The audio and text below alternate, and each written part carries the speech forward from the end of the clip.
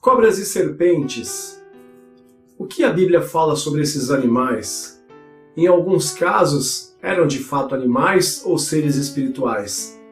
Fica comigo depois da vinheta, porque eu tenho certeza que esse conteúdo você não encontra em nenhum outro lugar aqui na internet.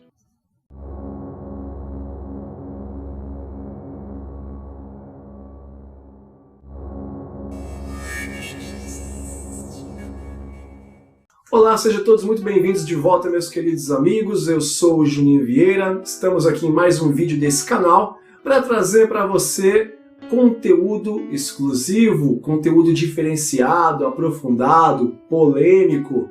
Então vamos estudar esse ser fascinante que tem muita importância em toda a Bíblia Sagrada. Será que um animal de fato poderia interferir tanto na história da humanidade? Não era exatamente um animal, era um ser espiritual se passando por animal? É mais um apanhado, uma grande conversa que nós vamos ter aqui para aprender o que a Bíblia Sagrada fala sobre a serpente, sobre a cobra. Então vamos lá. Importantes autores como C.S. Lewis, das famosas Crônicas de Nárnia, entre outros, propõem algo inusitado, não tão assim estranho, principalmente entre os ateus e os doutores da ciência que negam a existência de Deus, não que seja o caso de C.S. Lewis, propõe que o Éden, Adão, a serpente, Eva, a fruta que seria uma maçã, são filosóficas ou então alegorias espirituais e não necessariamente literais ou que tenham acontecido de fato, para que isso acabasse resultando na construção da civilização como nós conhecemos. Só que nós temos que fazer um questionamento. Se o relato do Éden, da queda, do pecado, se for apenas uma fábula, logo então não houve queda humana. Se não houve queda humana, então não houve transgressão, não houve pecado, então o mal de fato não existe e a morte expiatória de Jesus é inútil. Se todo o Éden é uma fábula, se não houve Éden, se tudo isso era metafórico, não houve transgressão, não houve o mal entrando no mundo, logo de fato o mal não existe, é uma concepção das decisões humanas. Isso resultaria então numa morte expiatória inútil de Jesus por um pecado que não existe, por um mal que nunca veio ao mundo de fato. Esse fundamento ele se baseia em acreditar que a doutrina de Cristo no Novo Testamento ela é inteiramente baseada na Torá. E essa Torá ela é afirmada também nos livros proféticos. Então, crer que o Éden é uma fábula seria um grande equívoco, porque anularia totalmente a Torá, o Novo Testamento, o que Cristo vem para consumar em relação à Torá e a tudo que está nos livros proféticos seria vazio, seria inútil. Se o Éden é fantasioso, metafórico ou alegórico, toda a nossa existência é baseada na subjetividade daquilo que é moral ou imoral. Logo, é impreciso dizer que qualquer ato seja valoroso ou transgressor. Logo, tudo é, ou pelo menos deveria ser, permitido. Logo, nada é errado. Se assim fosse, então qual seria o ponto que ligaria os fatos à continuidade da civilização, de quando ela é gerada, e a sua descendência procria até nós chegarmos a Noé? Se o Éden é alegórico, então quando a civilização começa e quais são os fatos que ligam os pontos até chegar em Noé para existir de fato um dilúvio? Se o dilúvio também for alegórico ou metafórico, quando começa a civilização, a partir de quais eventos que interferem nas espécies e nos continentes como nós conhecemos hoje? Eu tenho um vídeo que fala sobre o dilúvio na série No Princípio, que explica todos os desenrolares dos fatos que são consequência de um dilúvio global. É interessante que essa cultura do Éden, se ela de fato é alegórica ou metafórica, outras culturas também reproduzem um relato bastante parecido, né? Que vem derivados do Gênesis que nós cristãos adotamos dentro da nossa regra de fé, dentro da Bíblia Sagrada. Para ver alguns exemplos que eu trouxe para vocês, nós vamos ter, por exemplo, na cultura babilônica, você vai ter, por exemplo, o deus Marduk, que luta contra Tiamat, o dragão fêmea. E o dragão ele é um sinônimo, ele é um par, um parente, um semelhante, um equivalente a uma serpente, que é equivalente, talvez, à cobra. Nós vamos entender bem a diferença. A mitologia algarítica também copia do Gênesis. O deus El contra Lotan, a serpente do mar. Isso deriva no ciclo de Baal, onde Baal luta contra Iam, o deus dos mares, e Iam, deus dos mares, envia Lotã para lutar contra Baal. Esse mesmo Lotã que luta contra o deus El.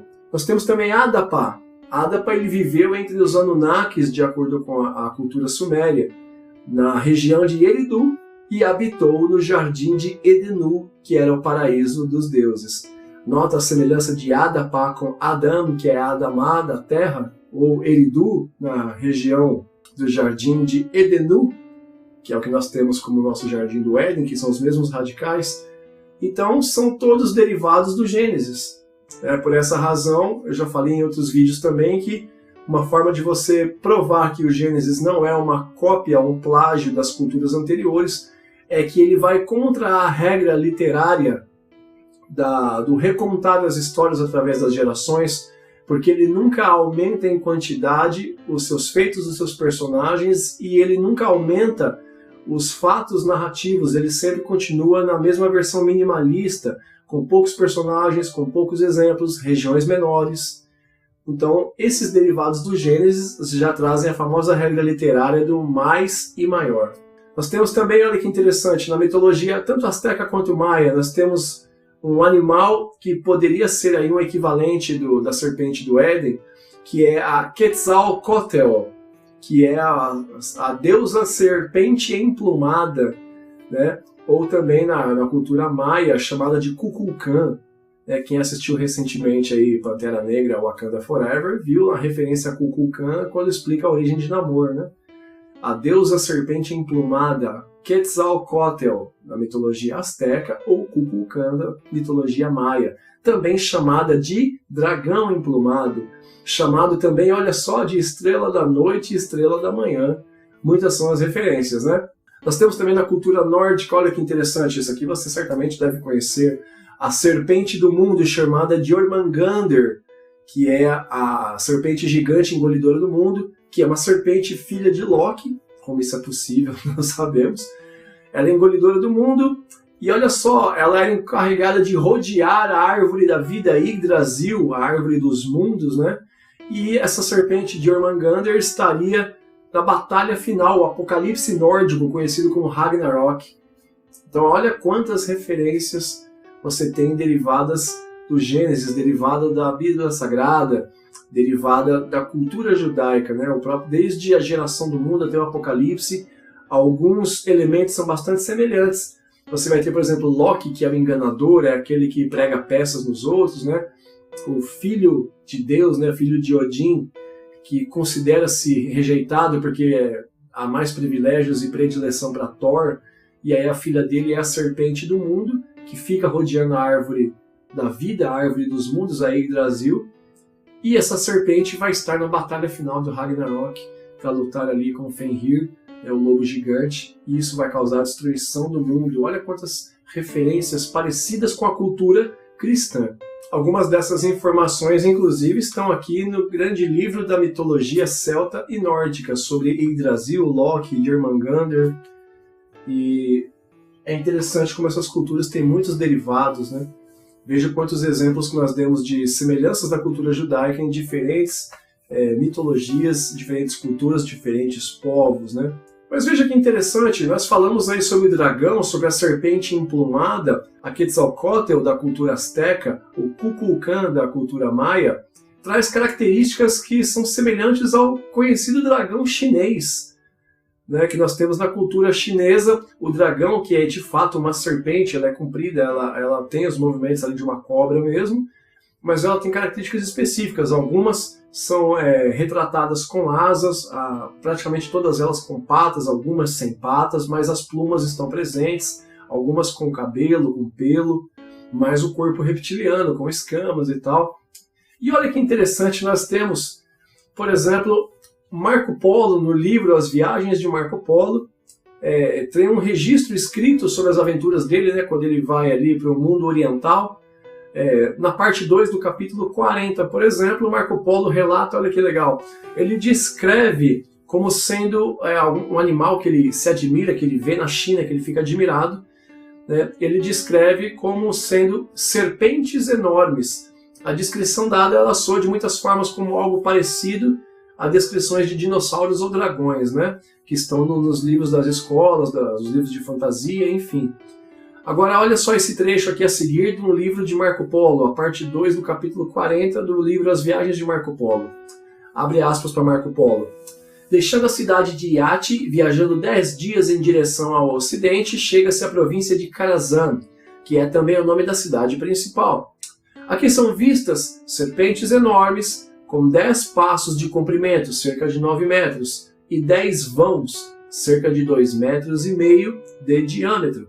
Na parte da frente, perto da cabeça, elas têm 2 pernas pequenas, que têm 3 garras, tais como as de um tigre, e olhos mais largos que um naco de 4 penny, ou penny de 4 denárii, muito brilhantes. As maxilas são suficientemente grandes para engolir um homem, os dentes são grandes e afiados e toda a sua aparência é tão formidável que nenhum homem ou animal se pode aproximar dela sem sentir terror. Outras pessoas encontram outras com tamanhos menores, tendo cerca de 8, 6 ou 5 passos de comprimento. E o método é o seguinte usado para caçar. Durante o dia, devido ao elevado calor, elas escondem-se dentro de cavernas, de onde à noite saem em busca de comida, e qualquer que seja o animal que elas encontrem, seja ele um tigre, um lobo ou qualquer outro, elas devoram. Depois disso, elas arrastam-se de volta para o lago, para a nascente e água, ou para o rio, para beber. Devido à forma como se deslocam até a costa e devido ao seu peso enorme, elas fazem uma impressão enorme no solo, como se uma viga enorme tivesse sido arrastada pela areia. Essa é a descrição que Marco Polo faz desse grande animal que ele chama de serpente enorme, que ele presencia na sua viagem à China.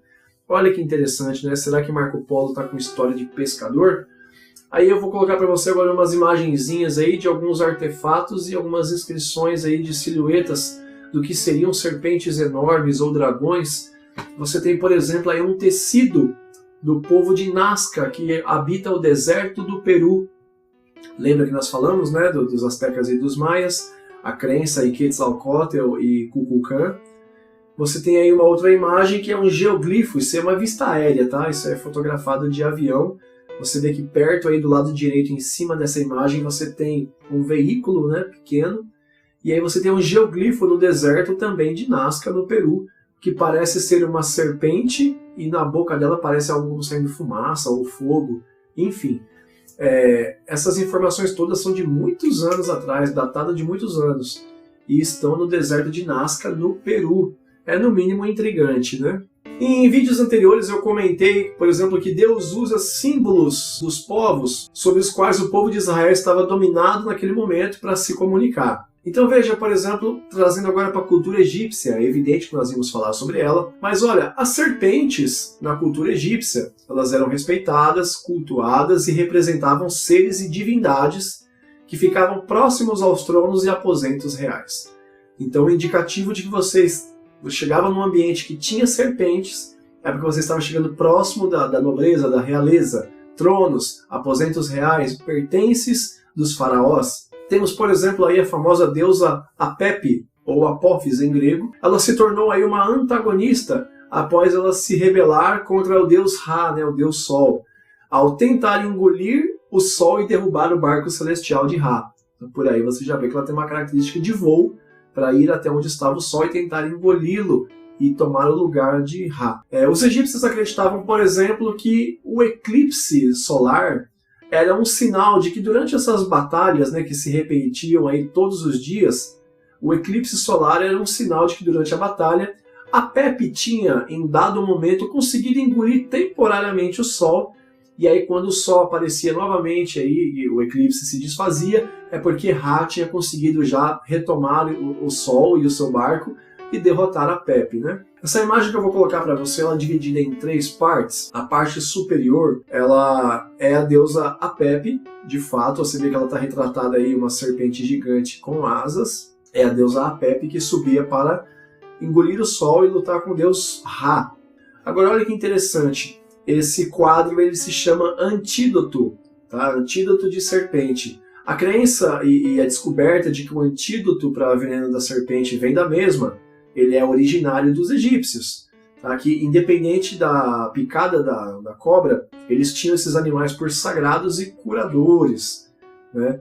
E eu já falei sobre isso até no vídeo sobre o tanque de Betesda, né, que fala sobre a serpente e o deus Esculápio. Para os gregos, eles creem que, por exemplo, esse antídoto foi descoberto por Esculápio. Quando a serpente o morde, ele não morre e usa do veneno dela para fazer o antídoto, razão pela qual ela passa a respeitar Esculápio e ela sobe e se enrola no seu cajado, que inclusive foi adotado como símbolo da OMS, a Organização Mundial de Saúde, conforme você vê aí na imagem. Nesse mesmo quadro que está na tela aí novamente, o quadro egípcio, você tem uma serpente dourada com asas. Essa é a deusa Wadjet, que é uma serpente que foi encontrada, né, cravada ali no túmulo de Tutankhamon. Então veja que as cobras eram de fato respeitadas, consideradas sagradas e muito importantes na cultura egípcia. Veja que nós temos aí o ureu, que é uma serpente alada e com pernas, e ela aparece no livro dos mortos. No meu vídeo sobre Coração de Pedra, eu trago o livro dos mortos egípcio, né, que é o livro dos mortos de Ani, o escriba, e eu mostro lá várias coisas do livro, né, as orações para percorrer o pós-vida, né, enquanto estava ali morto. E esse ureu alado ele acaba aparecendo lá nesse livro dos mortos. Eu vou até mostrar para vocês novamente o livro egípcio dos mortos. Esse livro aqui, o livro egípcio dos mortos, é o livro dos mortos de Ani, o escriba, onde você tem ali os pergaminhos e tem as referências todas. Ele é bem bacana, bem ilustrado, com todos os pergaminhos que foram encontrados. Total de 37 papiros, né, que dá algumas centenas de metros de rolo de papiros, que era o livro dos mortos egípcio, que menciona o ureu alado, também menciona a Pepe, né, o Apófis, menciona Wadjet e todas essas deusas aí. Veja então que nós estamos falando sobre serpentes aladas, serpentes emplumadas, isso sempre trazendo de outra cultura para fora. Será que a Bíblia traz referência de serpentes aladas, serpentes com pluma, enfim? Vamos dar uma olhada? As serpentes aladas elas são mencionadas na Bíblia, e eu quero mostrar para vocês aqui uma passagem de Isaías capítulo 6, verso 1 ao verso 3, que diz assim: No ano em que morreu o rei Uzias, eu vi ao Senhor assentado sobre um alto e sublime trono, e o seu séquito enchia o templo. Os serafins estavam acima dele, cada um tinha 6 asas, com 2 asas cobriam o rosto, e com 2 cobriam os pés, e com 2 voavam, e clamavam uns para os outros, dizendo: Santo, Santo, Santo é o Senhor dos exércitos, toda a terra está cheia da sua glória. E aí você fala para mim, rapaz, você leu o texto de Isaías que eu conheço, eu sei desses anjos, eles tocam depois com a brasa do altar no lábio do profeta Isaías para purificar. O que isso tem a ver com serpente alada? Muito bem, nós vamos chegar lá e aí você vai começar a entender, você vai ver como isso é bacana. Né? Quem eram os serafins mencionados no texto de Isaías 6? Um serafim ou um saraf, que aí tem o sufixo in, que quer dizer que é de Deus ou a serviço de Deus, como você tem anakim, como você tem querubim, como você tem terafim ou tefilim, que sempre tem a ver com de Deus ou dos deuses. Você tem serafim, que vem da raiz seraf ou saraf. Então o saraf ele era o quê? Ele era uma serpente. Tá? Como nós conhecemos a cobra nós conhecemos ela sem patas e sem asas, evidentemente. Então vamos nos ater primeiro à serpente. Os seres serpentinos de Isaías 6, eles eram, portanto, alados, tinham 6 asas nesse caso, e eles falavam, já que cantavam Santo, Santo, Santo é o Senhor dos exércitos. Então nós temos aí, outros textos bíblicos que nos dão base para isso, e claro que nós vamos aprofundar, porque você não vai sair daqui com dúvida. Tá? Isso daqui não é uma doutrina, isso é informação teológica e histórica, você pode crer nisso ou não, pode utilizar ou não, mas eu estou te trazendo informação que você não vai encontrar em mais lugar nenhum, todo esse compilado aqui sobre a serpente, sobre a cobra, o dragão e etc. Tá? Tem outros textos que nós vamos usar. Outros textos bíblicos eles mencionam serafim frequentemente junto com Nerashim, que é a plural de Nahash, que é serpente propriamente dita. A do Éden, inclusive, ela é Nahash. Você vê normalmente associado com Seraf, que é uma qualidade de serpente diferente, nós vamos entender isso. Vamos nos ater primeiro aqui, ainda em Isaías. Queria que você lesse comigo aqui, Isaías número 14.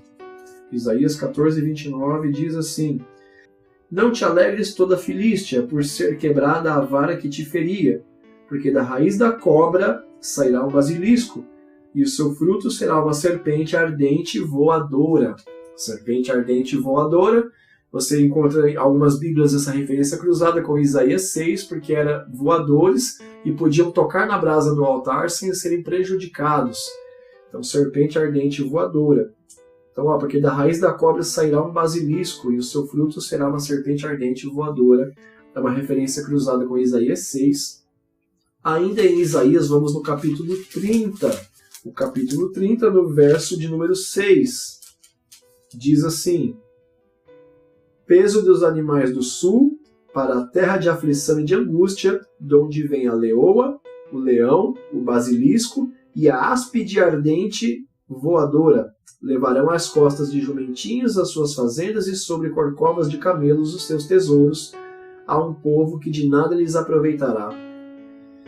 Veja que interessante, olha, a áspide, que todo mundo sabe que é serpente, cobra, áspide, ardente e voadora.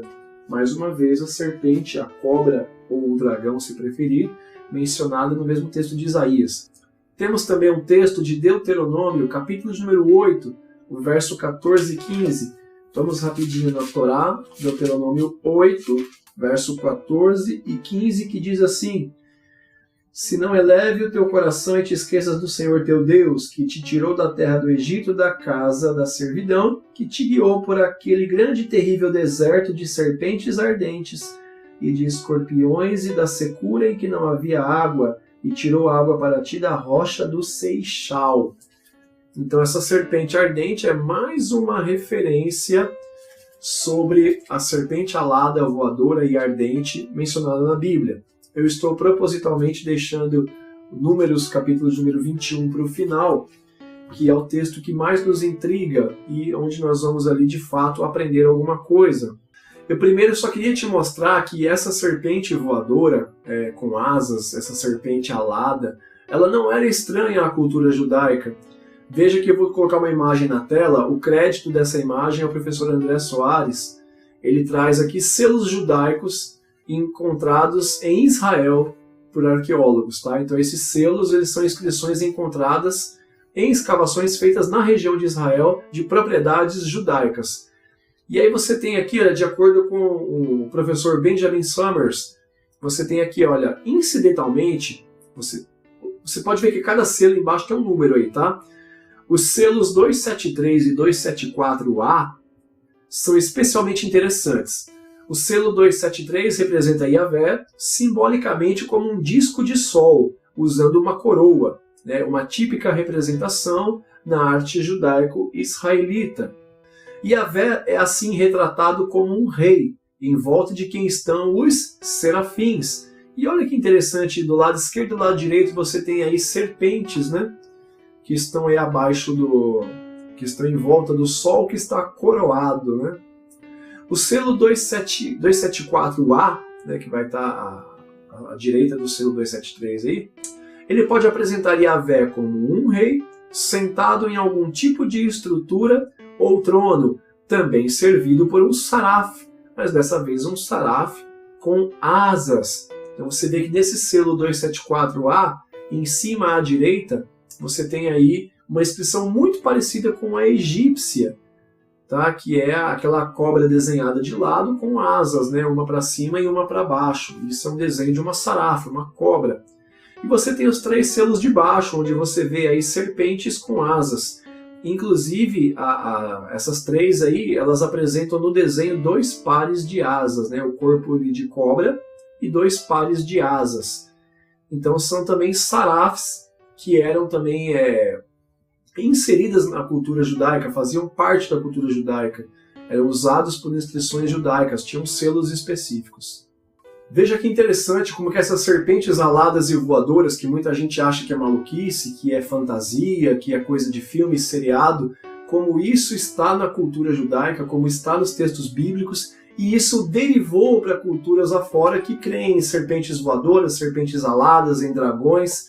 Veja que isso acaba de cruzar uma barreira do que é considerado absurdo, ou loucura, ou imaginação, ou fantasia. Tá? Nós estamos com comprovações históricas em diferentes culturas, mas principalmente na Bíblia Sagrada.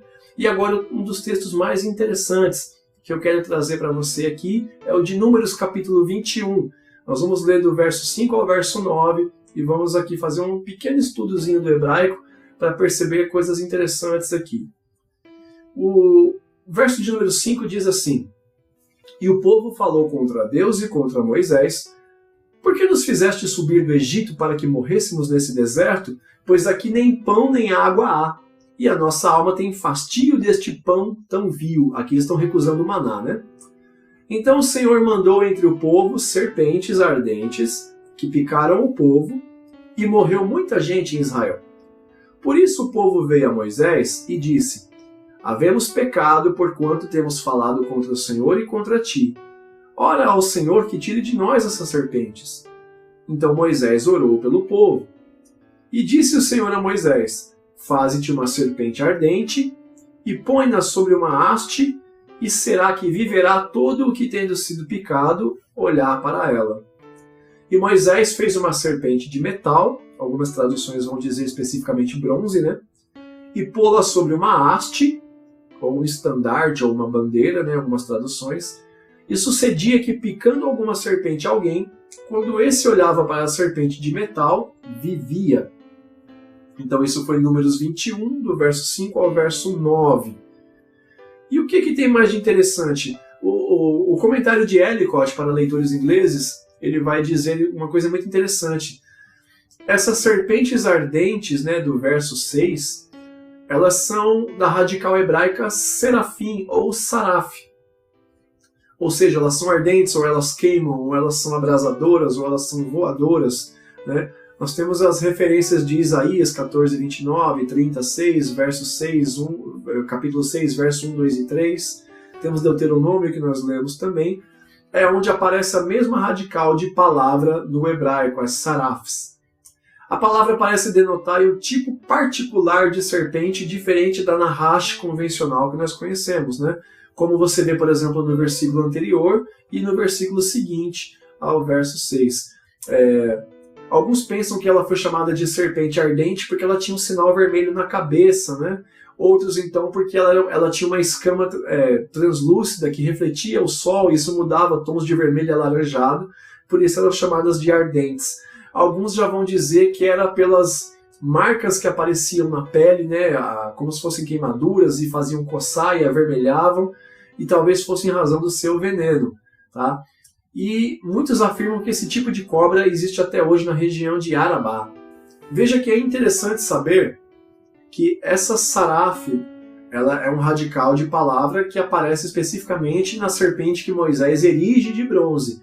As serpentes que picam o povo no arraial e o povo vai orar a Deus para que tire essas serpentes, ela sempre aparece escrita como nahash. E veja que em toda a Torá nós temos menção de serpentes ou de cobras diversas vezes. Não seria um erro por falta de atenção de Moisés, ora usar o substantivo nahash, ora usar o substantivo saraf. Era por uma função específica, porque se tratava de um ser específico e diferenciado. Então, quando ele se refere a saraf, na serpente que ele erige, né, sobre o estandarte, a serpente de bronze, ali era um ser completamente diferente do que a nahash, que é a mesma raiz hebraica da nahash do Éden, do capítulo 3 de Gênesis. Então se tratam de criaturas diferentes. Na tela eu coloco para você aí nahash, que era a serpente, né, que picou o povo, e a saraf, que era a serpente que Moisés erige sobre o poste, sobre o estandarte, né? Então veja que se tratavam de animais diferentes. Eram sim, tá? Pelo estudo etimológico da palavra, eram sim de natureza reptiliana, eram serpentes de fato, mas de categorias diferentes. Uma provavelmente era somente um animal selvagem mesmo, enquanto a outra, assim como em Isaías, já se tratava de uma serpente que tinha consciência, fala, capacidade de voar, conhecimento sobre o que era adorar ao Senhor. Então é uma característica diferente, que nós vamos já fazer o link com o Gênesis 3 daqui a pouco, para você entender que provavelmente ali era uma Saraf de uma categoria que foi rebaixada a uma Nahash de outra categoria. Tá? Eu já vou explicar isso para você com mais detalhes. É interessante como essa serpente erigida por Moisés, essa serpente de bronze que fica ali no estandarte para o povo olhar e receber a cura, veja, por exemplo, que a mitologia grega vai dizer a mesma coisa do símbolo da serpente de Esculápio, que o símbolo acaba sendo ali um cajado, né, que tem uma serpente enrolada, né, que representa a cura.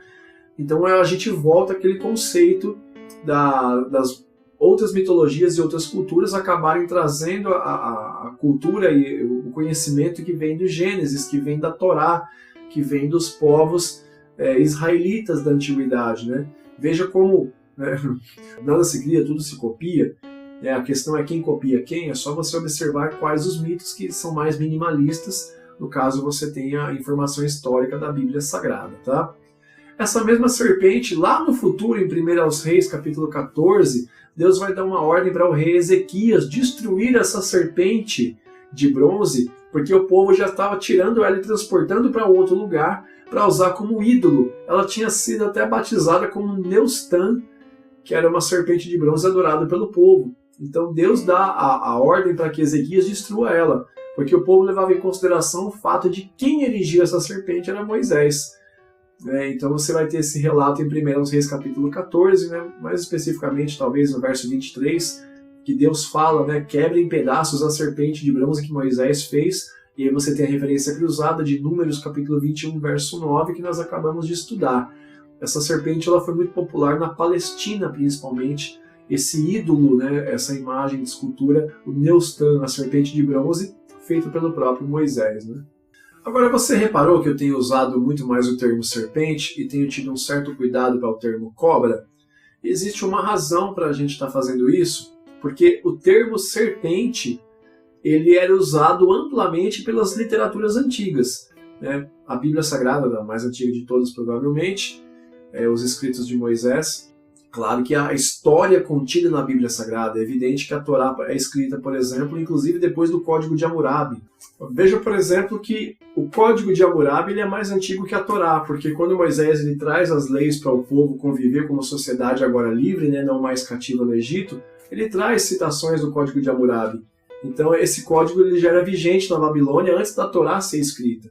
Então é importante nós diferenciarmos. A Bíblia Sagrada, alguns dizem que de fato ela não é o texto escrito mais antigo que se conhece. Isso é verdade.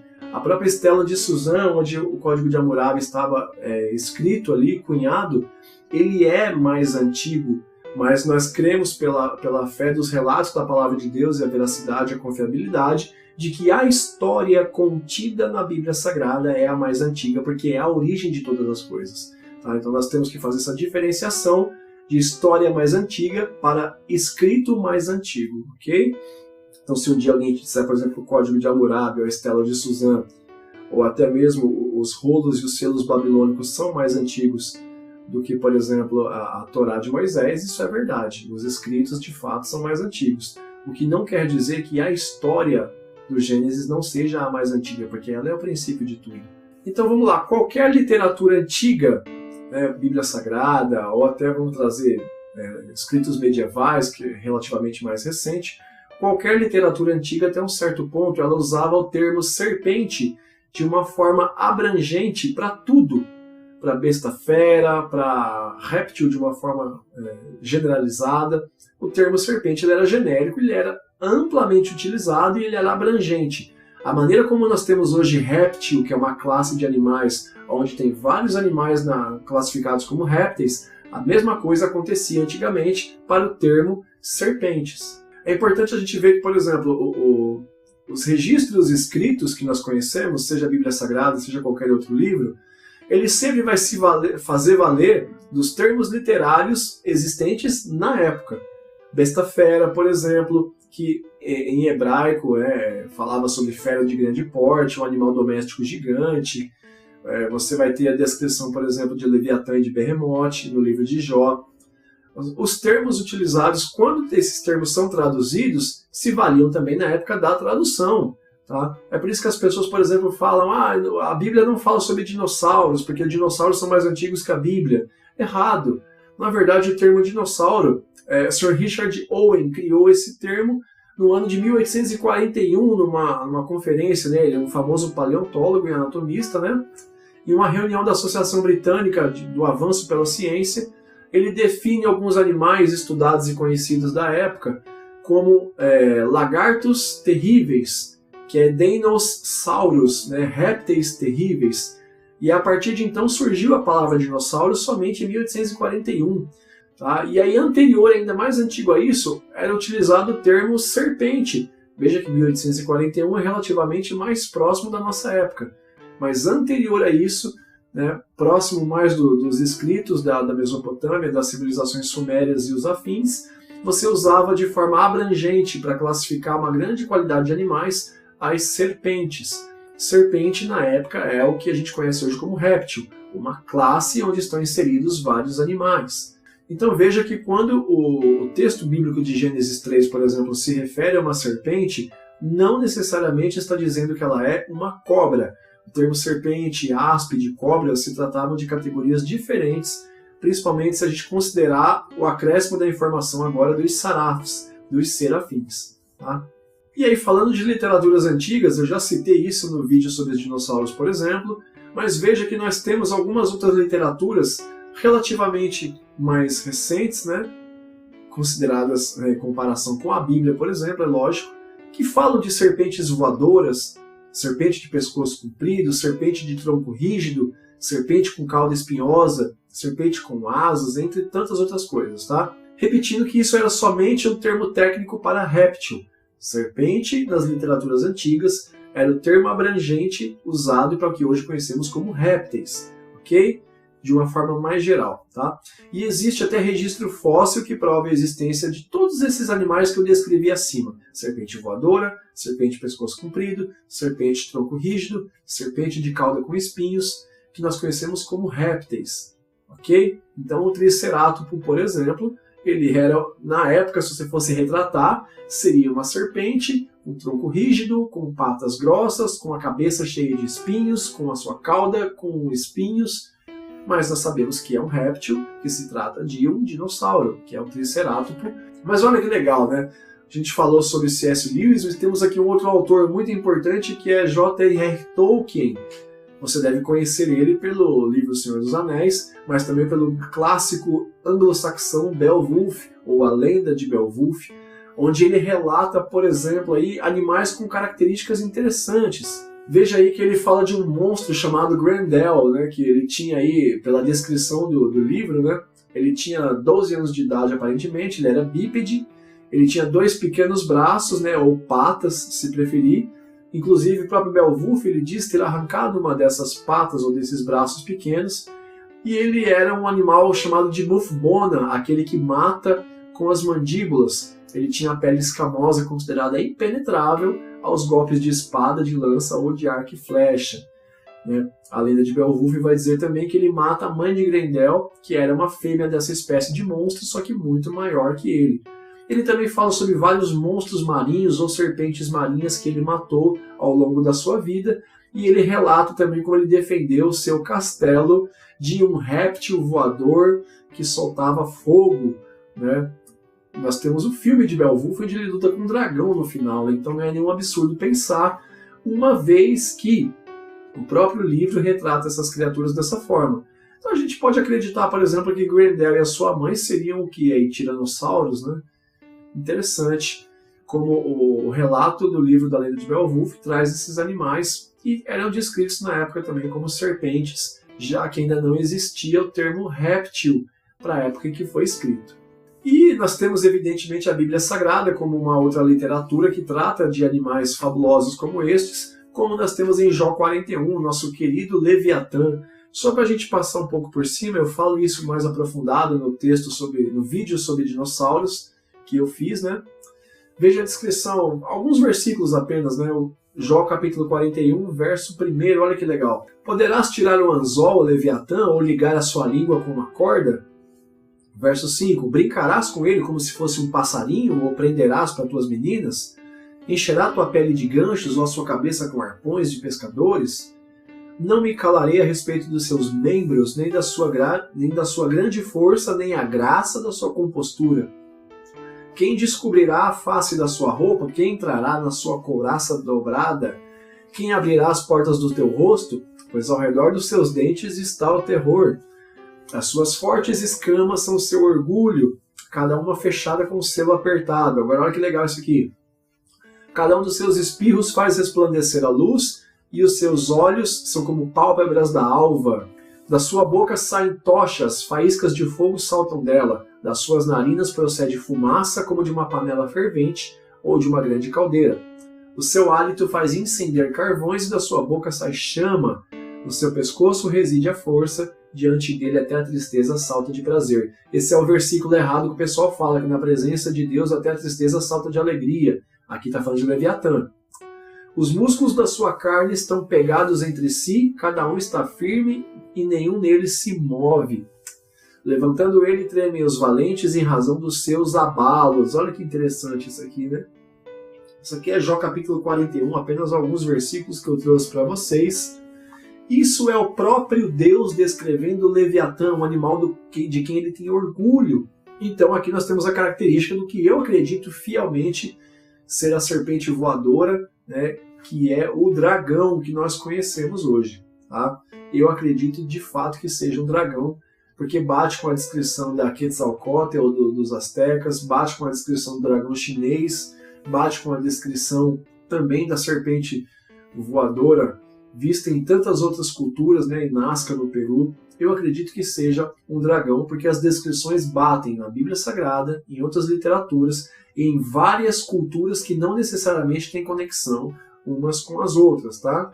E interessante que nós temos uma descrição também em Isaías 27, verso 1 fala: naquele dia o Senhor castigará com sua espada dolorosa, grande e forte, o Leviatã, a serpente penetrante. Sim, o Leviatã, a serpente tortuosa. E olha como ele chama: ele matará o dragão que está no mar. Veja que o Leviatã do hebraico aí, ele é Liviatã do hebraico, né? Um animal coroado, uma serpente, um dragão, termo usado também para a Babilônia, que é o que acontece inclusive lá em Apocalipse, quando aquele dragão, a besta, ele é chamado de a Babilônia espiritual, sobre a qual a mulher vem montada em Apocalipse 17, que é o mesmo dragão que persegue a mulher que está grávida em Apocalipse 12, que é o mesmo animal que Daniel retrata em Daniel capítulo 7, um animal terrível e espantoso. Tá? Olha as conexões que interessantes, né? Mas nós vamos chegar num lugar bem interessante com esse estudo aqui. Tudo isso nos leva ao personagem de Gênesis capítulo número 3. Vamos ler alguns versículos aqui para nós entendermos o texto, e aí nós vamos fazer um estudo aqui, versículo a versículo, para você entender esse animal. Será que era o diabo? Será que era um animal mesmo? Era um dragão? Era um serafim? Era um anjo? O que era isso aqui? Vamos ler então Gênesis capítulo 3, verso 1. Ora, a serpente era mais astuta que todas as alimárias do campo que o Senhor Deus tinha feito. E essa disse à mulher: é assim que Deus disse: não comereis de toda a árvore do jardim? Uma pergunta. E disse a mulher à serpente: do fruto das árvores do jardim comeremos, mas do fruto da árvore que está no meio do jardim, disse Deus: não comereis dele, nem dele tocareis, para que não morrais. Então a serpente disse à mulher: certamente não morrereis, porque Deus sabe que no dia em que dele comerdes, se abrirão vossos olhos, e sereis como Deus, sabendo o bem e o mal. E viu a mulher que aquela árvore era boa para se comer, e agradável aos olhos, e árvore desejável para dar entendimento. Tomou do seu fruto e comeu, e deu também a seu marido, e ele comeu com ela. Então foram abertos os olhos de ambos, e conheceram que estavam nus, e coseram folhas de figueira, e fizeram para si aventais. E ouviram a voz do Senhor Deus que passeava no jardim pela viração do dia, e esconderam-se Adão e sua mulher da presença do Senhor Deus, entre as árvores do jardim. Chamou o Senhor Deus a Adão e disse-lhe: onde estás? E ele disse: Ouvi a tua voz soar no jardim e temi, porque estava nu, e escondi-me. E Deus disse: quem te mostrou que estavas nu? Comeste tu da árvore que te ordenei que não comesses? Então disse Adão: a mulher que me deste por companheira, ela me deu da árvore e comi. E disse o Senhor Deus à mulher: por que fizeste isso? E disse a mulher: a serpente me enganou e eu comi. Ó, passa, repassa, né? Então o Senhor Deus disse à serpente: porquanto fizeste isso, maldita serás mais que toda fera e mais que todos os animais do campo. Sobre o teu ventre andarás, e pó comerás todos os dias da tua vida. E porém inimizade entre ti e a mulher, e entre a tua semente e a sua semente. Esta te ferirá a cabeça, tu lhe ferirás o calcanhar. E a mulher disse: multiplicarei grandemente a tua dor e a tua conceição, com dor darás à luz filhos, e o teu desejo será para o teu marido, e ele te dominará. E a Adão disse: porquanto deste ouvidos à voz da tua mulher, comeste da árvore de que te ordenei, dizendo: não comerás dela, maldita é a terra por causa de ti, com dor comerás dela todos os dias da tua vida, espinhos e cardos também te produzirá, e comerás a erva do campo. No suor do teu rosto comerás o teu pão, até que te tornes a terra, porque dela foste tomado, porquanto és pó, em pó te tornarás. E chamou Adão o nome de sua mulher Eva, porquanto era a mãe de todos os viventes. E fez o Senhor Deus a Adão e a sua mulher túnicas de peles e os vestiu. Então disse o Senhor Deus: eis que o homem é comum de nós, sabendo o bem e o mal. Ora, para que não estenda sua mão e tome também da árvore da vida, e coma e viva eternamente, o Senhor Deus, pois, o lançou fora do jardim do Éden, para lavrar a terra de que fora tomada. Olha isso aqui que legal. E havendo lançado fora o homem, pôs querubins ao oriente do jardim do Éden, e uma espada inflamada, que andava ao redor para guardar o caminho da árvore da vida. A espada andava ao redor do jardim e era uma espada flamejante. E agora quem toma conta do jardim do Éden são os querubins. Vamos trabalhar em cima disso aqui porque é bem legal. Vamos lá, o verso primeiro, olha que legal. Já começando aqui, a serpente do Gênesis. Nós já entendemos que não era uma cobra, tá? Ficou claro para você sobre a questão do termo serpente, do que nós lemos tudo até agora e os exemplos, tá? Muito menos ela era o próprio diabo. Ela não era cobra e nem era o diabo, certo? Aqui nós temos algumas características importantes de saber sobre ela. O texto vai dizer que a serpente era a mais sagaz de todos os animais. Era a mais astuta, prudente, sábia, sensata. Parecem atributos ruins para você, essas qualidades da serpente? Lembre-se, nós estamos falando das Nahash e das Saraf. O verso primeiro diz assim, olha, a serpente era mais astuta do que qualquer animal do campo que o Senhor Deus tinha feito. Essa qualidade que ela tem em relação aos outros animais, então, ela adquiriu ou foi dada por Deus? Foi dada por Deus. Era a mais astuta do que qualquer animal do campo que o Senhor Deus tinha feito. Deus fez ela assim. Mais astuta, mais prudente, mais sensata, mais sábia. Veja que a sagacidade não necessariamente é um atributo ruim. E aí nós temos o comentário de Ellicott para leitores ingleses, que diz assim, a serpente mais astuta, ou arum do hebraico, né? Mais do que todos os animais do campo. Essa qualidade da serpente em si, ela era inocente e era até admirável. Por isso que a Septuaginta vai traduzir ela como prudente. Tá? Só que a serpente, é o que tudo indica, ela foi coagida pelo diabo, o enganador. Veja que a característica da serpente ser prudente, sábia, admirável, sensata, ela acaba fazendo com que Eva não receba ela com estranheza para um diálogo. Veja que se fosse uma característica estranha à serpente, tanto a sagacidade, a sabedoria, a prudência, ela não seria confiável para chegar em Eva e argumentar com ela. E veja que a cobra, né, a serpente, perdão, e veja que a serpente não mente. Ela pergunta, o que o Senhor disse sobre comer a árvore do jardim? Aí Eva fala. E o que a serpente diz? Certamente não morrereis. Ela mentiu? Eles comeram o fruto e morreram? Ah, mas a morte ali, ela significa que a partir dali passou a ser morte física. Então teria prazo de validade. Super concordo, eu já falei isso em outros vídeos. Só que Eva entendeu que sei o que? Morte instantânea. Se eu comer eu vou morrer? Comi e não morri? Pô, era mentira de Deus. Agora veja que a serpente tem uma informação que demonstra que ela tinha conhecimento e tinha proximidade com Deus, porque ela fala, Deus sabe que certamente quando vocês comerem vão ser semelhantes a Ele, conhecendo o bem e o mal. Como é que ela tinha essa informação? Proximidade com Deus. Provavelmente, como eu creio que o serafim é um ser angelical, mesmo que reptiliano, ela conhecia Deus, porque Isaías 6 mostra a função dos serafins ao redor do trono, né? Os querubins sustentam o trono embaixo, os serafins adoram em volta. O próprio selo judaico mostra os serafins ao lado de Deus o adorando, né? Eu acredito que, como seres angelicais, eles estão com Deus, inclusive anteriores ao Éden. Tá? Quando Deus cria todas as coisas e planta um jardim, essa coisa toda, e aí os seres passam a habitar também o Éden, que era um paraíso. Assim como na crença suméria, né, de Edenu, onde os Anunnakis habitavam com os humanos, enfim, creio que o Éden também era um local de habitação do próprio Deus que passeava no jardim pessoalmente na viração dos dias, como do casal de humanos que ele cria, como dos animais que ele cria, como de seres angelicais, como nós vamos falar daqui a pouco sobre o querubim que habitava o Éden, que tem 2 significados e tal. Nós vamos chegar lá. Eu acredito que sim, essas características da serpente, como sagacidade, astúcia, prudência, sabedoria, facilitou a aproximação com Eva. Não foi estranho a Eva ver uma serpente que falava. E veja que, olha que interessante a comparação, essa característica de astúcia e de prudência era tão marcante na serpente. Nós temos em Mateus capítulo 10, verso 16, por exemplo, o texto: Eis que vos envio como ovelhas no meio de lobos, portanto sejam astutos como as serpentes, e simples, ou sem malícia, como as pombas.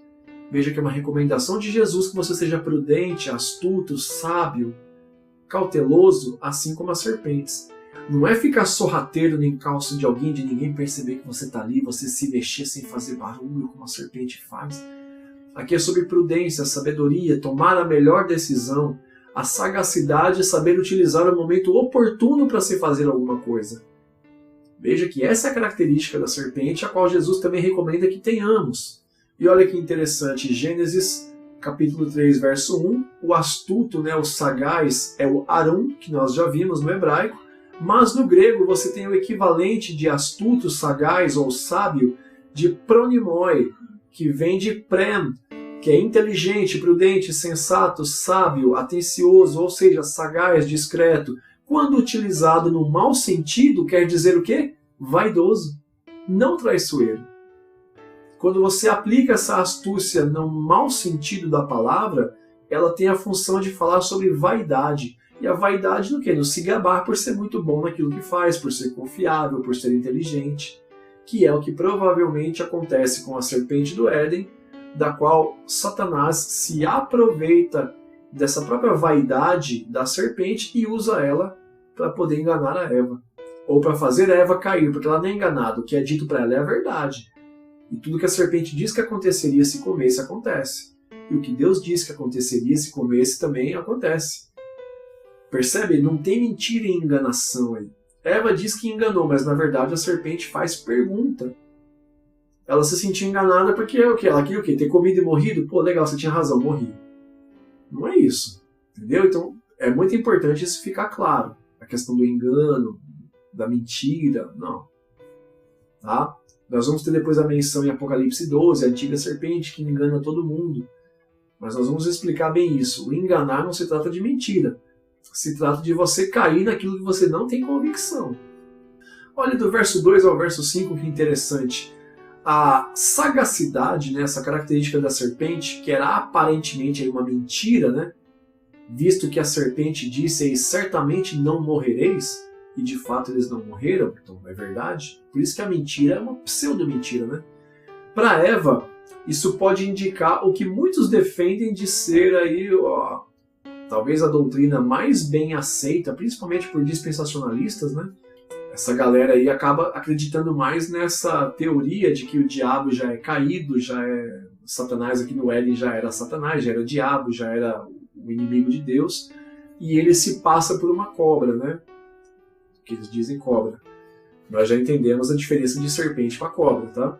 E eles acreditam aí nessa questão da zoomorfia, que é a transformação de um ser, de uma entidade, de uma divindade num animal. Tá? E eu discordo completamente dessa teoria de o diabo ter se transformado. Tá? Quando a gente chegar nas punições, eu vou te explicar melhor porque eu acredito que não era o diabo em nenhuma hipótese. Tá? Mas olha, por exemplo, alguns vão usar inclusive Apocalipse 12 e Ezequiel 28 para defender essa ideia de alguns indicativos de semelhança, para dizer, não, ali é o diabo, ele se transformou em cobra, ou o diabo ele é chamado de cobra por causa do que aconteceu no Éden. Mas vamos dar uma olhada nessa questão de semelhanças e comparações para ver até que ponto isso pode ser utilizado. Olha, o texto mais famoso de todos, talvez, né, Ezequiel capítulo 28, verso 13 e 14. Os que defendem que ali no Éden era Satanás, o diabo transformado em uma cobra. Né? Eles vão dizer aqui, olha, Ezequiel 28, capítulo 28, verso 13. Estiveste no Éden, jardim de Deus, de toda pedra preciosa era a tua cobertura, sardônio, topázio, diamante, turquesa, ônix, jaspe, safira, carbúnculo, esmeralda e ouro. Em ti se faziam os teus tambores e os teus pífaros. No dia em que foste criado foram preparados. Tu eras o querubim ungido, aqui já temos um problema, ele não era serafim, era querubim, para cobrir. E te estabeleci no Monte Santo de Deus e estavas no meio das pedras afogueadas, andavas. Esse é um texto que o pessoal usa para defender. Não, Satanás ele estava no Éden, ele habitava lá, ele se vestia de pedra preciosa, pedras afogueadas. Só que aí ele já não tem como ele ser a cobra, porque nós estamos aprendendo que as serpentes eram os serafins, né? Os Nahash são as serpentes, animais propriamente ditos. Serafins são serpentes, mas de uma classe elevada, conforme o próprio texto de Isaías, né, em vários capítulos ali indicou, né, ou a separação que Moisés faz em Números 21, de Nahash para a serpente no mesmo evento. Né? Veja que não são a mesma coisa, são bem separados por Moisés ali. Agora essa questão de não, era ele sim, porque ele habitava no Éden, pedra preciosa, o jardim de Deus. Tem uma explicação para isso. Se você voltar um capítulozinho para trás, Ezequiel 27, olha que interessante, nós vamos ler alguns versículos aí alternados. O verso 16, por exemplo, olha só. A Síria negociava contigo por causa da multidão das tuas manufaturas, pelas tuas mercadorias, davam esmeralda, púrpura, obra bordada, linho fino, corais e ágata. Avança alguns versículos aí, verso 22. Os mercadores de Sabá e de Ramá eram teus mercadores. Em todos os seus mais finos aromas, em toda a pedra preciosa e ouro, negociavam as tuas feiras. Arã, Cane e Éden, os mercadores de Sabá, Assur, Quilmade, negociavam contigo.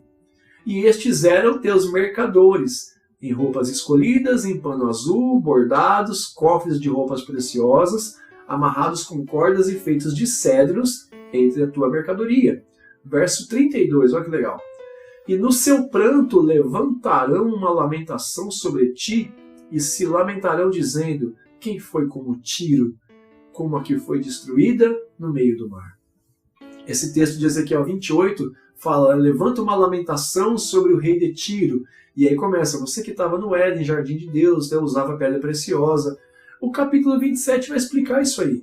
Por que ele estava no Éden? Porque o Éden era uma região que de fato negociava com ele pedras preciosas, como Arã, Cane, mercadores de Sabá, Assur, Quilmade. Essa já é uma razão para ele que habitava no Éden e estava com pedras afogueadas e pedras preciosas. As pedras afogueadas têm uma outra explicação histórica que eu aceito muito bem também, que era o rei de Tiro, quando ele destruía alguma cidade ou passava por algum lugar que ele lutava, ele mandava tacar fogo nas ruínas das coisas. E ele passava pelo meio dessas ruas enquanto tudo era destruído e queimado, porque ele ia se gabando da sua vitória. Então essa é uma outra hipótese para pedras afogueadas que eu também aceito super bem. Mas eu também acredito na aplicação de dupla profecia.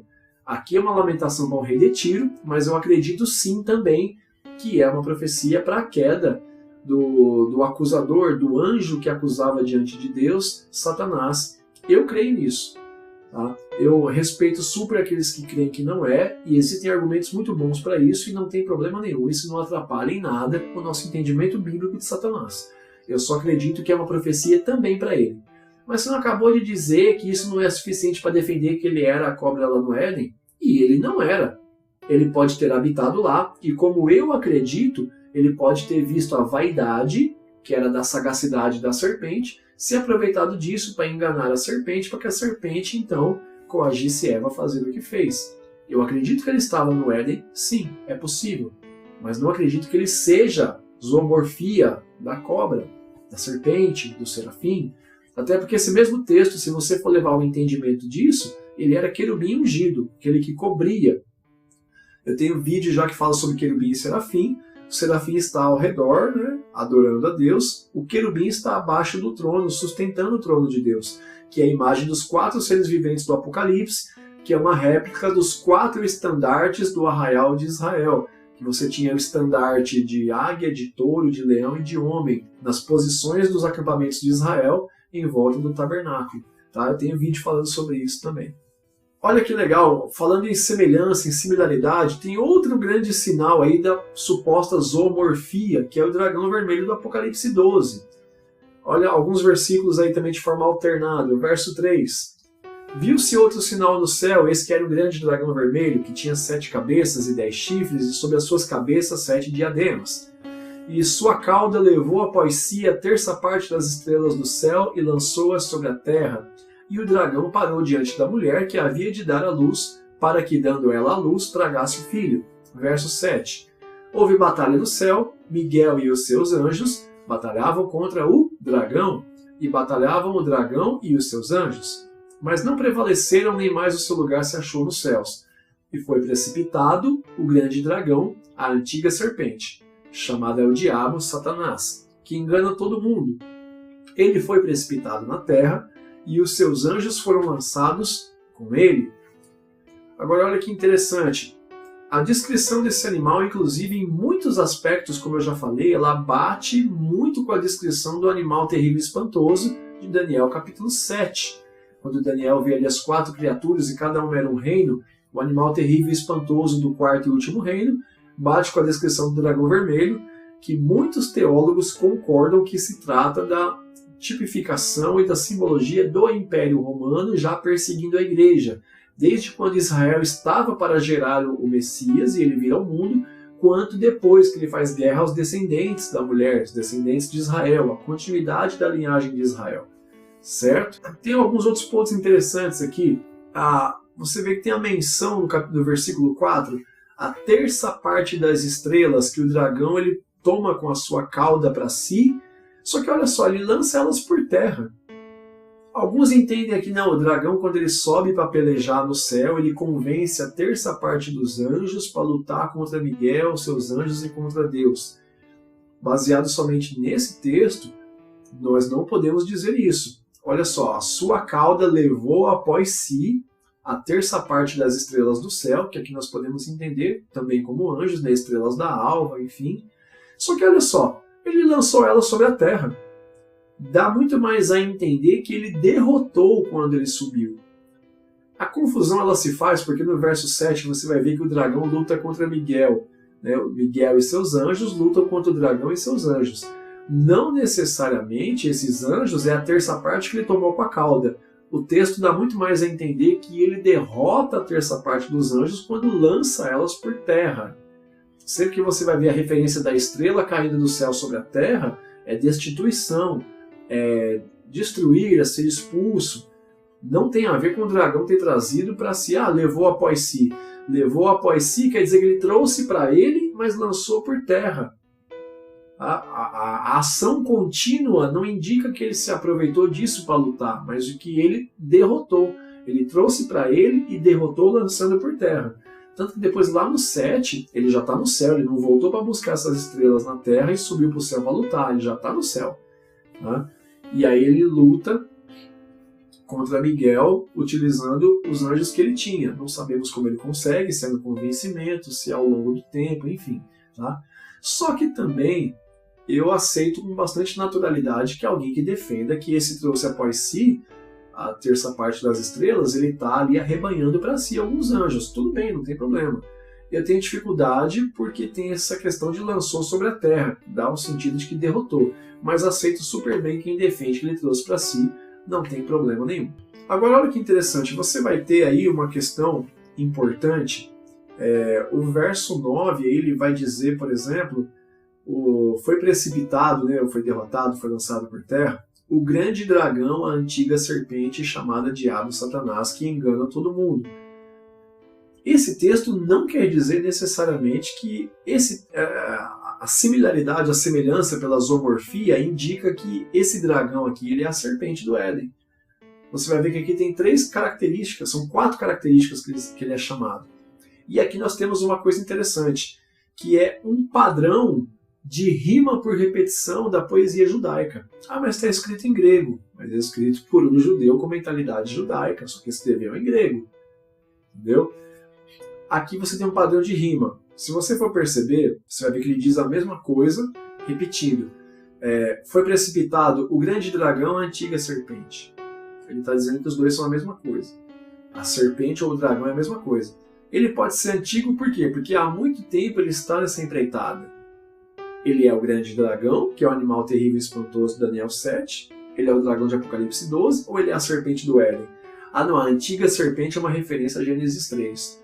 Nós não podemos afirmar isso com certeza, mas eu aceito com tranquilidade pelo fato de nós estarmos estudando aqui a etimologia de serpente, porque dragão, ele é também uma serpente. Então não tem problema.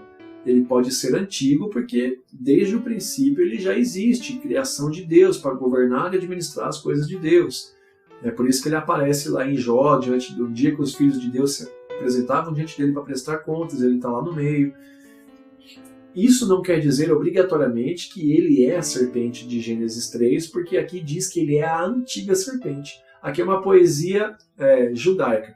Você tem o dragão, a antiga serpente, quer dizer a mesma coisa, o diabo, Satanás, que é a mesma coisa. Tá? Você encontra isso, por exemplo, em Salmo 119.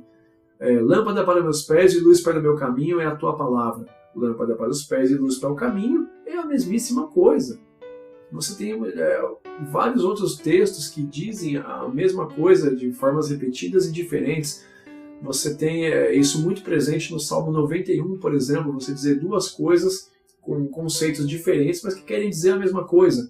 É uma poesia judaica por padrão de repetição. A poesia, ao contrário do que nós entendemos, a nossa rima é baseada em fonética. A palavra tem que soar igual no seu final. A poesia judaica é baseada em rima por repetição de conceitos. O exemplo clássico é esse. Lâmpada para os meus pés e luz para o meu caminho é a tua palavra. Lâmpada para os pés, lâmpada iluminando o pé. Luz no caminho onde você anda. É a mesmíssima coisa. É o que acontece aqui. O grande dragão é a antiga serpente, mesmo conceito. O diabo, Satanás, que engana todo mundo. Esse engano não propriamente é a mentira, mas é te colocar numa situação que te leve a tomar uma decisão que seja má para você. O enganar é um conceito que a gente vai ver também, a questão de passar para trás e tal. Mas espero que tenha ficado claro essa questão do dragão aqui de Apocalipse 12, porque é muito importante sabermos isso. Seguindo nessa toada de se a gente simplesmente for dizer que o diabo é serpente, é cobra, por questão de semelhança, isso é um grande equívoco, né, teológico e literário. A semelhança comparativa por si só é incorreto. Vou te mostrar alguns exemplos que mostram como é perigoso você fazer definições por base de semelhança. Tá? Ah não, porque o texto diz que é isso, então quer dizer que é sempre isso.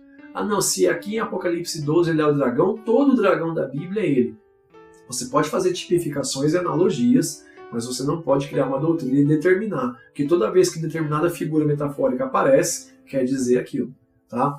Olha esses exemplos que interessante que eu coloco para você na tela aí. Vamos pegar, por exemplo, figuras metafóricas por semelhança que podem indicar, olha só, tanto Jesus quanto o diabo.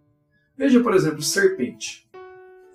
Jesus ele vai estar aí em João capítulo 3, verso 14, ele é chamado de a serpente de bronze erigida no deserto por Moisés. Você tem aí Apocalipse 12, 9, que nós acabamos de ler, o diabo sendo chamado de antiga serpente. Então, tanto Jesus quanto o diabo, em algum momento, são chamados de serpentes. Estrela da manhã, você vai ter Apocalipse 22, 16, Jesus é a nossa resplandecente estrela da manhã. Isaías 14, 12 vai dizer, tu, ó Lúcifer, a estrela da manhã, portador da luz, estrela da alva, estrela da manhã é a mesma coisa, que estrela da alva, ou estrela d'alva, ou estrela da alvorada, é a estrela da manhã, que é do amanhecer, a primeira luz do dia. Tanto Jesus é chamado disso, quanto o diabo. Olha só, ladrão, né? Por mais que aqui eu não concorde, mas olha, Mateus 24, 43 e 44, Jesus ele vai dizer, né, que se você não vigiar, né, você não sabe a hora que virá o ladrão no meio da noite, se você não vigiar, você pode ser pego de surpresa. Jesus está ensinando sobre a sua volta e ele diz de si mesmo como um ladrão que vem no meio da noite, numa hora que você pode não estar preparado se não estiver vigiando. Tá? E veja que alguns usam, né, João 10:10, né, o ladrão não vem senão para roubar, matar e destruir, doutrinas de curso de teologia. Trazem lá em demonologia como o diabo, como sendo o ladrão que vem para roubar, matar e destruir. Eles fazem essa semelhança. Eu discordo, porque ali Jesus está dando um ensinamento sobre 3 classes de pastores, onde uma dessas 3 classes é o ladrão. Então eu discordo que seja o diabo, baseado no texto, mas considerando quem aceite essa comparação de que o diabo é o ladrão de João 10:10, você tem aí textos que Jesus é o ladrão e o diabo é o ladrão. Agora olha que legal, leão. Jesus é o leão da tribo de Judá em Apocalipse 5:5. 1 Pedro 5:8, o diabo é o leão que ruge ao nosso redor buscando a quem possa tragar. Então veja só, você tem serpente, pode ser tanto Jesus quanto o diabo, estrela da manhã, tanto Jesus quanto o diabo, ladrão, tanto Jesus quanto o diabo, leão, tanto Jesus quanto o diabo. Se a gente for só por semelhança de figura de linguagem, determinando que sempre que uma figura aparece quer dizer aquilo, nós estamos cometendo um gravíssimo erro. Aí nós vamos entrar naquele livro, Os Perigos da Interpretação Bíblica, de D.A. Carson, sobre essa questão de você colocar um significado exclusivo a uma figura de linguagem, toda vez que ela aparece, você obrigatoriamente tem que usar como sendo aquilo. É uma indicação do pastor Iago Martins, Os 2 Dedos de Teologia, é um livro muito bom para pregadores, para não serem pegos nas armadilhas de interpretar figuras de linguagem de uma forma meio que exclusivista e obrigatória, tá? Super recomendo. Avançando um pouco o nosso texto aqui, no que é interessante sobre a serpente, talvez essa parte aqui seja a mais emblemática de tudo que a gente está aprendendo aqui sobre serpentes, cobras, dragões. Veja que no verso 14 tem a questão das punições, né? Deus ele traz punições ali. Vou só ler novamente aqui o verso 14 do capítulo 3. Então o Senhor Deus disse à serpente, porquanto fizeste isso, maldita será mais do que todas as bestas e mais do que todos os animais do campo.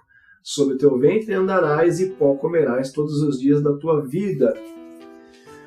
Olha, essa questão de rastejar sobre o ventre, isso vai indicar claramente, de forma inequívoca, que a maneira como nós conhecemos as cobras, agora sim falando de cobra, a maneira como conhecemos hoje as nahash, as cobras, não era a maneira original que elas se moviam antes da queda do homem.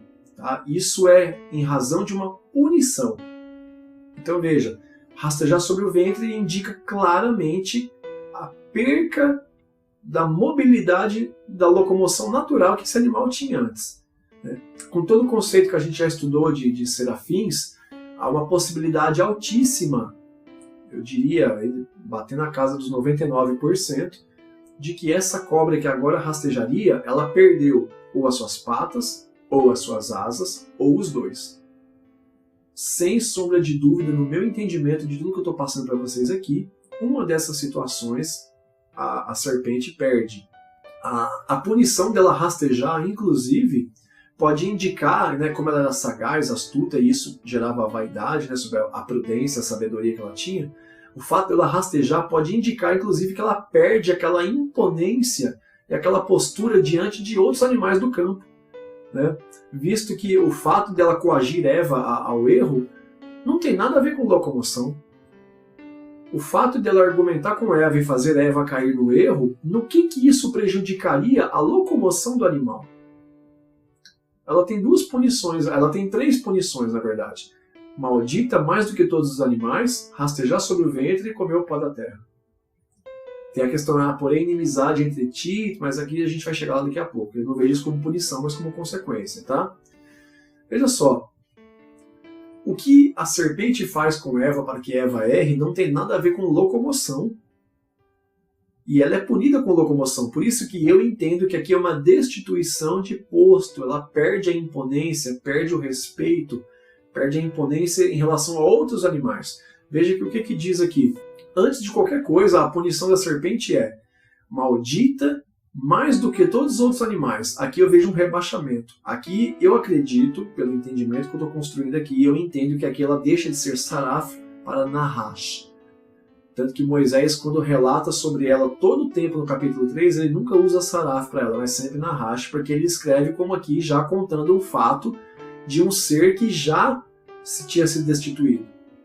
Por exemplo, você vai ter quando ele descreve os rios que vêm do Éden, ele descreve dando pontos de referência de nomes de regiões, a região de Avilá, a região de não sei aonde. No Éden, essas regiões não tinham nome ainda. Isso é depois que as civilizações constroem as cidades. Então veja que aqui é uma narrativa passada, usando exemplos do ponto futuro. Por isso que aqui ele já se refere a ela como Nahash, porque quando ele conta, isso já tinha acontecido, ok? Então eu vejo que o fato da punição ser mais maldita do que todas as outras, ela perde ali, talvez, posto, representatividade diante de outros animais. Porque a punição é proporcional ao posto que ela tinha no verso 1.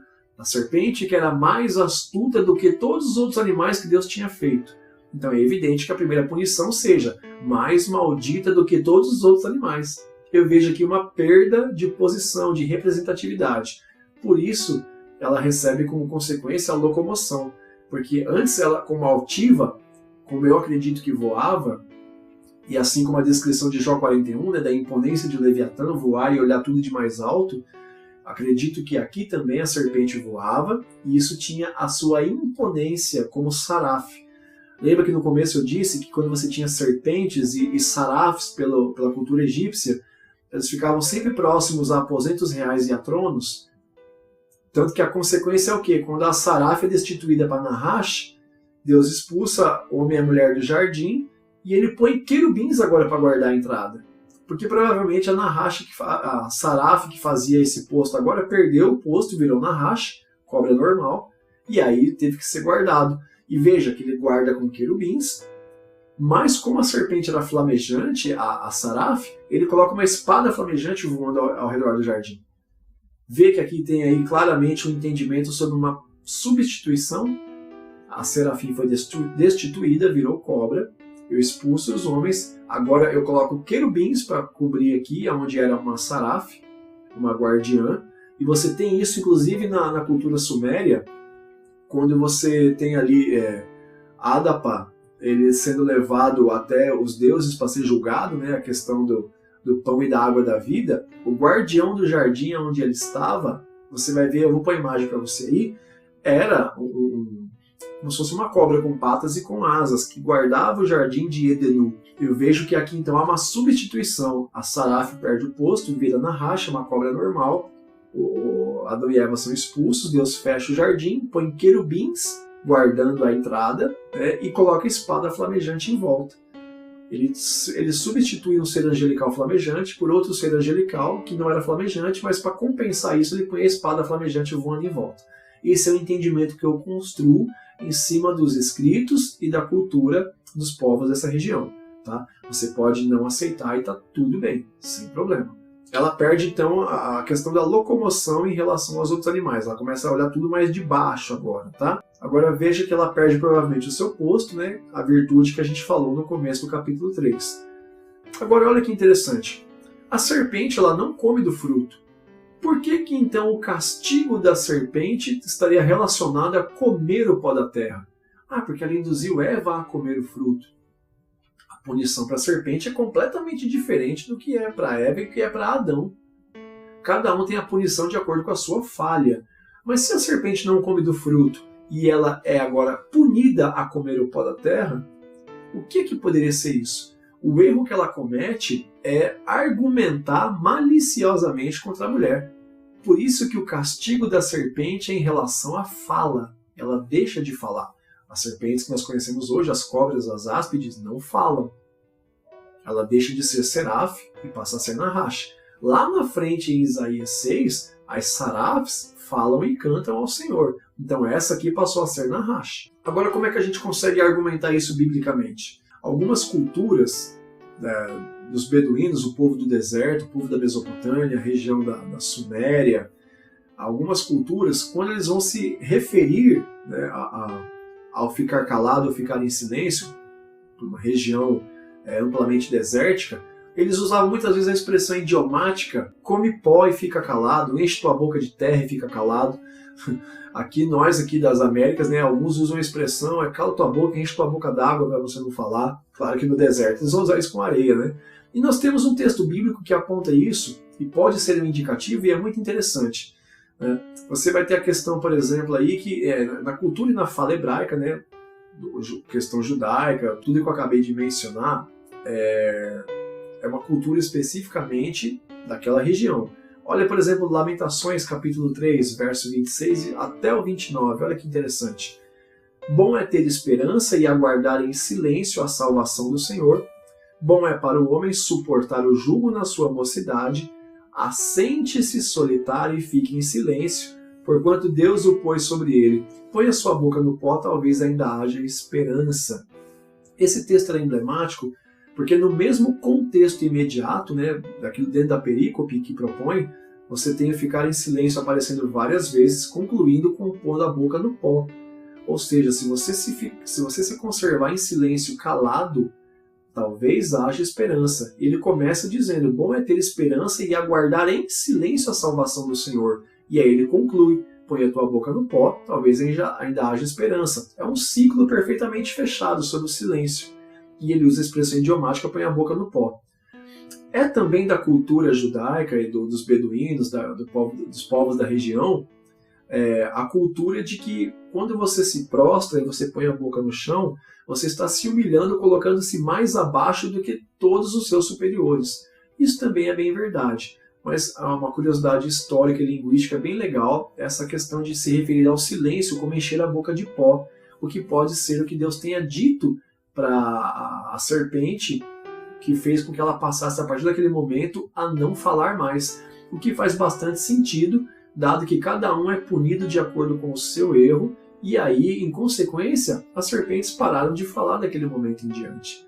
Então, você pode até não concordar, e tá tudo bem, mas eu entendo que dentro dessa construção linguística e histórica dos textos, faz bastante sentido ser uma boa justificativa ela ter parado de falar, porque ela foi sentenciada agora a um silêncio perpétuo, com uma expressão idiomática, né, come o pó da terra.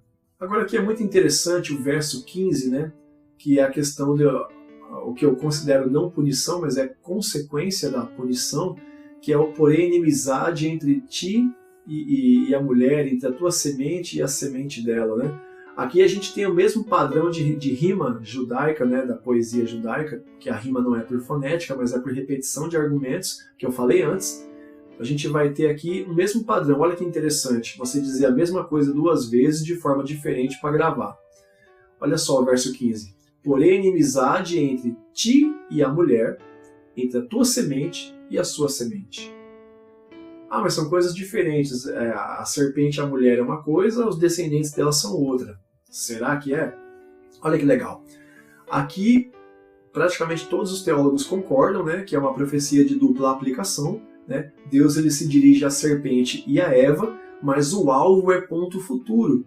Porque aqui ele está se referindo ao diabo e a Maria, mãe de Jesus. Né? Porque a única mulher que gera um filho com sua própria semente é Maria, mãe de Jesus. Né? Porque semente aqui você pode entender como sêmen, mulher não tem sêmen. Então a semente da mulher é Jesus, que veio ali em Maria. Como a gente entende aqui também que a descendência da serpente não é a serpente propriamente dita, o animal, né? Mas o diabo, Satanás. Olha que interessante sobre essa questão da inimizade. Eu sempre tive um pouco de dúvida sobre isso, mas estudando aí sobre cultura hebraica, costumes principalmente, tem um detalhe muito legal. Essa linguagem da inimizade era um costume bastante forte dos povos do Oriente Médio, onde a amizade ou a inimizade entre as progenitoras, né, as mães, ela dependia da relação dos filhos e não dos maridos. Bacana, né? Olha só, nós temos o exemplo, por exemplo, de Agar e Sara, onde a inimizade entre elas é gerada por causa do relacionamento entre os filhos delas, né? A semente de uma, a semente de outra, a descendência de uma, a descendência de outra.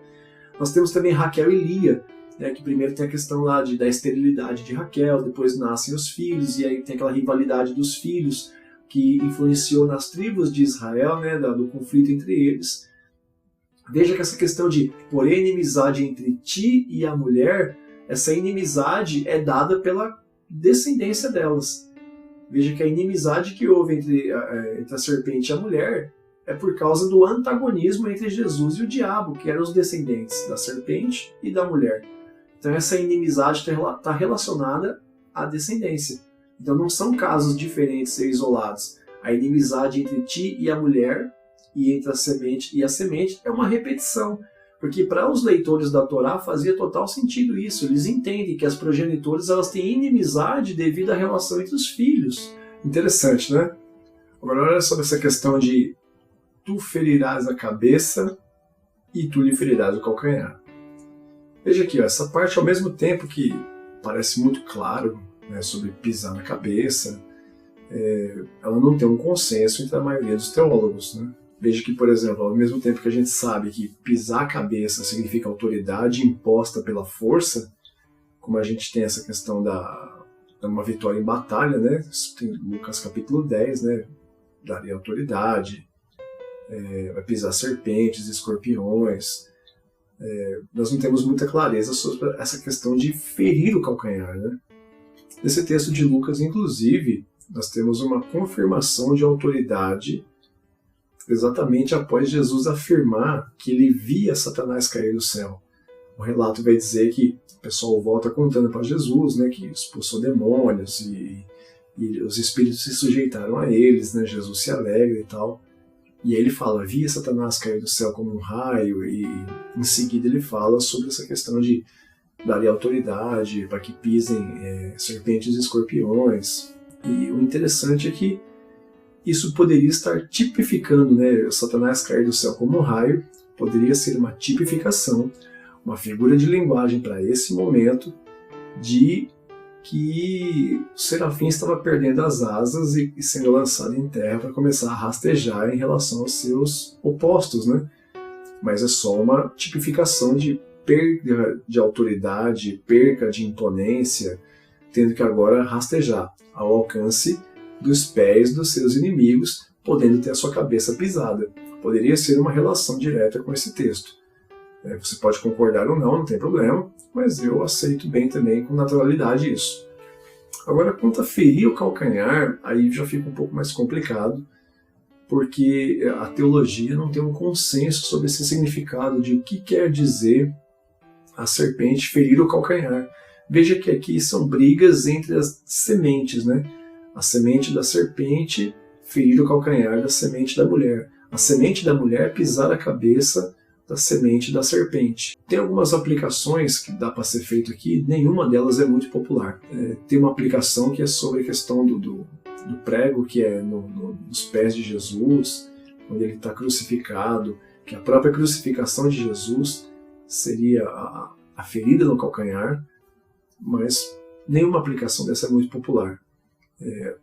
Agora a gente tem que observar o seguinte, o calcanhar, na cultura judaica, ele tem uma importância muito grande.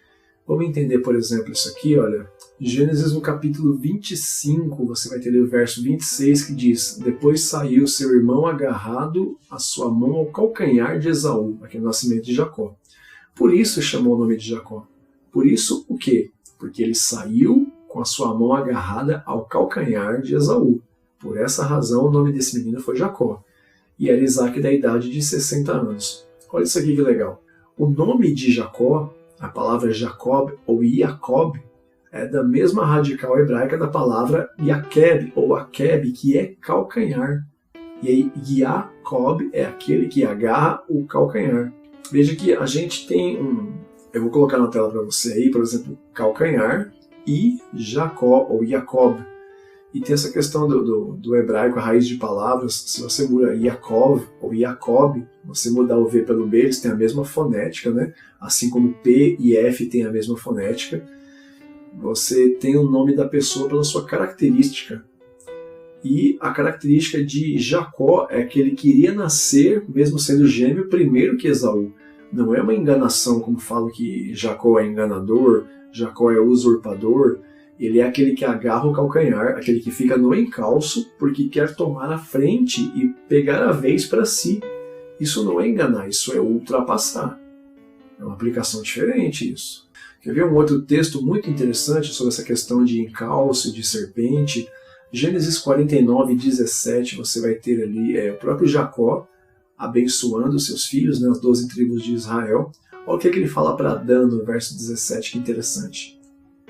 Dan será serpente junto ao caminho, uma víbora junto à vereda, que morde os calcanhares do cavalo e faz cair o seu cavaleiro por detrás. Veja que interessante isso. Nós temos uma aplicação muito diferente aqui na América, né, nas Américas, até na Europa mesmo, sobre essa questão de passar a pessoa para trás. Isso faz com que a gente tenha um conceito errado sobre Jacó, porque isso não é enganação. O passar para trás é ultrapassar, porque automaticamente, se você toma a frente de alguém, essa pessoa logicamente está atrás agora. Você passou ela para trás porque você ultrapassou e tomou a frente. É que aqui na nossa aplicação, no nosso contexto cotidiano, na nossa cultura, na nossa linguagem, o passar para trás está associado com enganar, com mentira. Isso não é verdade. Isso é um problema não de anacronismo, mas de má utilização das expressões idiomáticas, né? Veja que o agarrar o calcanhar é você querer tomar a frente. Você puxa a pessoa que está na frente, deixa ela para trás e ultrapassa tomando a frente porque você deseja chegar à frente mais do que o outro. E aí você acaba tendo interferência nas traduções, né?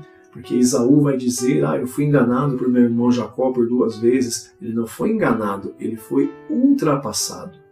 Jacó passou Esaú, tomou a frente e conquistou outras coisas porque tomou a sua frente. Então nós temos que tomar esse cuidado porque a gente acaba pregando sobre o enganador, o usurpador. Existem até tipificações de Jacó como sendo o diabo. Lembra que eu falei do perigo da semelhança, das comparações? Então Esaú fica dizendo que foi enganado por Jacó, mas isso é um problema de tradução, porque a mentalidade do tradutor associa passar para trás como enganar. Nós aqui usamos essa aplicação nas Américas. Você me passou para trás, você me enganou, você me enrolou. Não é, você foi ultrapassado. Essa questão do agarrar o calcanhar tem a ver com isso, com eu querer tomar a frente e passar à frente de quem está na minha frente. Consequentemente, a pessoa que era na frente, se ela é ultrapassada, ela logo foi passada para trás. Então é isso que a gente tem que tomar cuidado. Então essa questão do calcanhar é ficar no encalço, é querer tomar a frente. Quando você aplica isso para a semente da serpente, a semente da mulher, você vai ter a semente da serpente querendo a todo momento tomar a frente da semente da mulher e ocupar o seu lugar, passando esse para trás. Esse conceito está muito claro com o anticristo. O anticristo não é contra Cristo, é o seu opositor querendo tomar o seu lugar. O anti ali no grego é um termo jurídico, onde você tem opositores, um é anti o outro, um é oposto o outro, porque ambos pleiteiam a mesma posição. Eu sou opositor dele porque eu quero estar no lugar e não quero que ele esteja. Então é o conceito de tomar a frente, de passar o meu oponente para trás. E aí uma aplicação que eu vejo que, baseada na cultura e no estudo textual, faz muito mais sentido. Eu passar alguém para trás porque eu quero tomar a sua frente. E aí esse conceito de calcanhar, ele tem a ver com você ficar no encalço, que é você ficar ali tentando puxar a pessoa pelo pé dela. E isso é aplicado para Dan, isso é aplicado para Jacó, e isso começa aplicado antes pela serpente. Aí tem essa questão dela ser rebaixada, rastejar, tá mais fácil de pisar, mas também como ela está no chão é mais fácil puxar o calcanhar. E aí você tem depois Jacó tentando agarrar o seu irmão pelo calcanhar quando ele vai nascer. Ele podia ter agarrado pela perna, pelo braço, mas ele agarra o calcanhar porque isso é simbólico, é querer tomar a frente. Aí você vai dizer assim, mas ele enganou o seu pai quando ele colocou pelo no braço e se passou por Esaú. Né? Bom, mas se o pai não conhece o cheiro do filho, o pelo do filho, a voz do filho, ele se aproveitou da situação para tomar a frente e conquistar a primogenitura. Tudo tem que ser colocado dentro de um contexto. Tanto é verdade que Jacó, entre os judeus, né, na cultura judaica, existe uma palavra que eles aplicam a ele, que é muito peculiar a ele, que é chutzpah. E olha que interessante essa palavra. Essa palavra ela indica uma audácia. Lembra da sagacidade, da astúcia da serpente? A mesma aplicação. É uma audácia, seja para o bem ou seja para o mal. Ela pode ser uma arrogância extrema, uma presunção, alguém que ultrapassou os limites do comportamento que é considerado aceitável ou politicamente correto. Quer um exemplo? É como se está tendo uma palestra para a faculdade e aí tem primeiro, segundo, terceiro e quarto anos da sua turma que estão assistindo a mesma palestra. O palestrante pede um exemplo. Quem pode vir aqui na frente e dar um exemplo para todo mundo que está assistindo? Aí você tem primeiro, segundo, terceiro e quarto anos presente. Um cara do primeiro ano, ele fala, não, eu dou um exemplo. Mas você está começando agora, tem veterano aí já. Não, mas eu me sinto em condições de dar um exemplo. Isso seria um chutzpah. Aí por que é pro bem ou pro mal? Porque se ele dá um exemplo ruim, é uma arrogância por achar que alguém do primeiro ano era capaz de fazer algo que ensinasse os veteranos. Se ele se dá bem, é alguém que, sendo do primeiro ano, teve a ousadia de ensinar alguém que é veterano. E aí você dá essas aplicações a Jacó. Tenta enganar o pai, enganar o irmão que era mais velho, era caçador, homem de guerra, luta com o próprio Deus, desafia o sogro, paga o preço pelos anos de trabalho para ficar com as esposas. Vários exemplos de chutzpah para Jacó. Então veja que não é uma conotação ruim.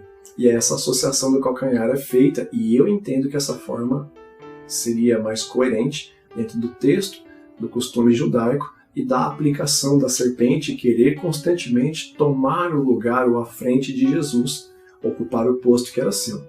Então, pessoal, de tudo que nós falamos aqui, espero que você tenha tirado proveito de muito do que a gente trouxe. É um vídeo bem legal que eu gostei de fazer, muita pesquisa, usei muito meus livros, usei muitos arquivos que eu ia salvando de textos, de comentários, de artigos, de argumentos. Espero que você possa ter aprendido bastante sobre serpente, dragão, sobre cobra, onde uma deixou de ser a outra, o que pode ser o ser angelical, o que não pode. Espero que você use isso como um material de consulta que te ajude, né, a desenvolver a exegese, estudo histórico. Eu coloco referências de livros, né, eu mostro sempre os livros que eu uso. E espero que sirva para você, seja de bom proveito, que você se divirta aprendendo, que você faça anotações. Manda mensagem para mim aí, comenta. Já aproveito e peço a você que chegou até aqui o meu muito obrigado. Se você gostou, clique em curtir. Se você ainda não é inscrito, nunca se inscreveu nenhuma vez, se inscreve no canal, compartilha com o pessoal.